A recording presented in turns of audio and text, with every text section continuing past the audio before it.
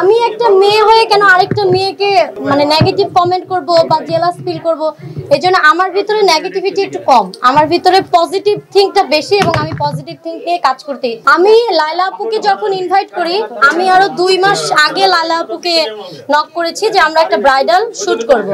সেখান থেকে তো বললাম যে আগে আমি সেলুনটা উদ্বোধন করে নিই, তারপরে আপনারা সবাই জানেন যে সামনে ঈদুল আজহার সময় কিন্তু সেলুনে একটু চাপ থাকে।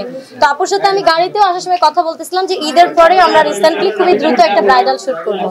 আর পার্সোনালি শুনেন, একটা নারীর ব্যক্তিগত জীবন কখনো তার প্রফেশনাল জীবনে চাপ ফেলে না। হ্যাঁ, আর আমি একটা কথা বিশ্বাস করি কি, যে আমাদের যখন বুদ্ধি কম ছিল, স্কুল লাইফে ছিলাম, কলেজ লাইফে ছিলাম, কত ভুল করেছি। আমার মা কিন্তু আমাকে ছেড়ে দেয়নি, বাবা কিন্তু রাগ করে, ভাই কিন্তু রাগ করে, একটা মা কি ছেড়ে দেয়? তাহলে আমি একটা মেয়ে হয়ে কেন আরেকটা মেয়েকে মানে নেগেটিভ কমেন্ট করব বা জেলাস ফিল করব? এজন্য আমার ভিতরে নেগেটিভিটি একটু কম, আমার ভিতরে পজিটিভ থিংকটা বেশি এবং আমি পজিটিভ থিংক নিয়ে কাজ করতে ইয়ে করি। আপনারা প্রশ্ন করবেন যে লায়লা আপুকে কেন করছেন? লায়লা আপুকে পার্সোনালি আমার অনেক ভালো লাগে।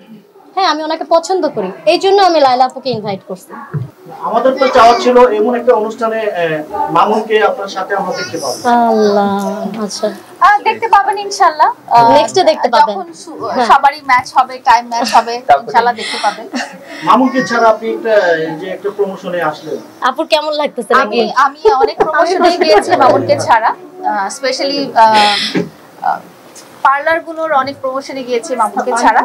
সো আসলে প্রফেশনের দিক দিয়ে যেটা হয় যে ওর প্রফেশনের দিকে ও ব্যস্ত আছে বা আমি আমার প্রফেশনের দিকে আমি ফোকাস আছি, তো এটা কখনোই ক্ল্যাশ করে না। মানে ওরটার জন্য আমারটা থেমে থাকে না বা আমারটার জন্য ওরটা থেমে থাকে, যার যার কাজ তার তার গতিতে আগায়। 31 তারিখে মামুনের বিজনেস চালু হচ্ছে, আপনাকে ইনভাইট করেছেন? আমাকে ইনভাইট করেনি এখন। আপনি কি যাবেন? ইনভাইট না করলে আমি কেমন করে যাব? ইনভাইট করতে হবে তো আমাকে।